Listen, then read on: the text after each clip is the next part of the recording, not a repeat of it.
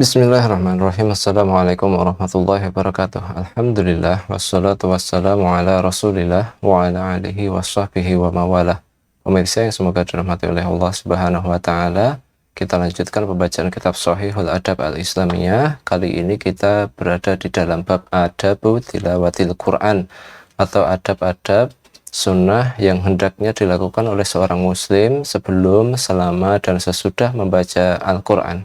Kita masuk di adab yang ketiga, yaitu as-siwak, yaitu bersiwak, sunnah bersiwak ketika membaca Al-Quran. Rawa Al-Bukhari an Aisyah radhiyallahu anha anan Nabi sallallahu alaihi wasallam.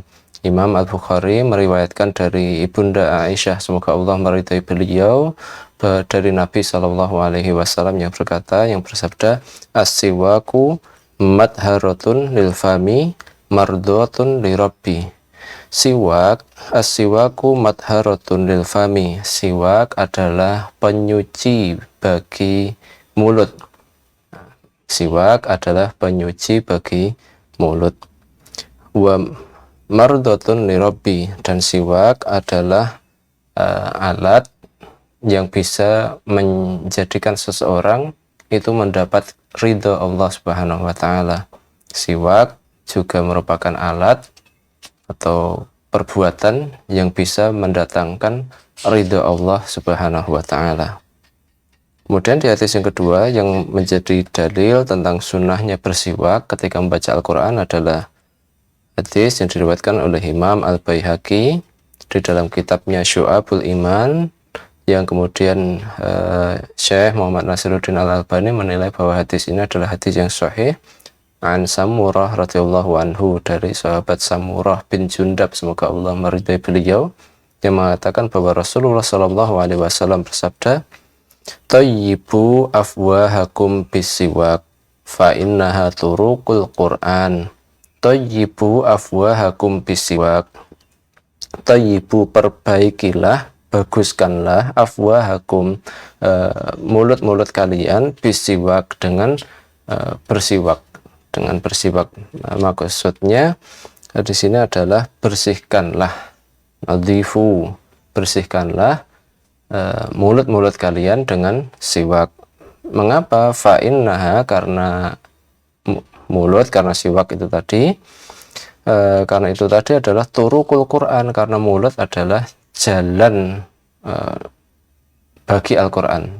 Maksudnya adalah dari mulut itu Al-Quran diucapkan, disenandungkan gitu. Maka karena mulut adalah jalannya Al-Quran, kalamullah, maka kemudian hendaknya mulut itu dibersihkan ketika membaca Al-Quran.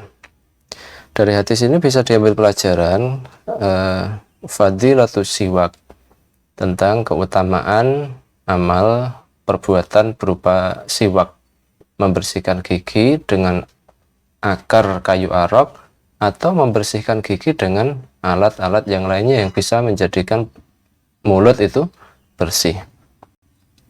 Kemudian yang kedua, al-hadz wala istimali siwak.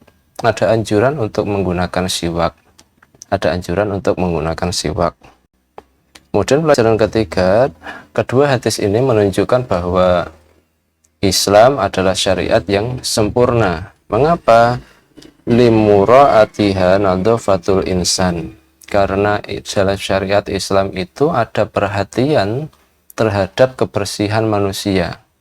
Di antara bentuk kesempurnaan agama Islam, syariat Islam adalah perhatian agama ini terhadap kebersihan manusia. Dalam hal ini adalah kebersihan mulut ketika membaca Al-Quran. Kemudian pelajaran keempat dari kedua hadis ini adalah min asbabi ridhaullah an abdi kasratus siwak. Di antara sebab-sebab yang bisa mendatangkan ridho Allah Subhanahu wa taala kepada seorang hamba adalah dengan seorang hamba itu memperbanyak siwak, sering-sering bersiwak. Kemudian terakhir pelajaran dari hadis ini adalah wujubu ta'dhimul Quran wa tawqirihi. Wajibnya mengagungkan Al-Quran, juga wajibnya menghormati Al-Quran. Semoga bermanfaat. Wabillahi taufiq wal hidayah. Assalamualaikum warahmatullahi wabarakatuh.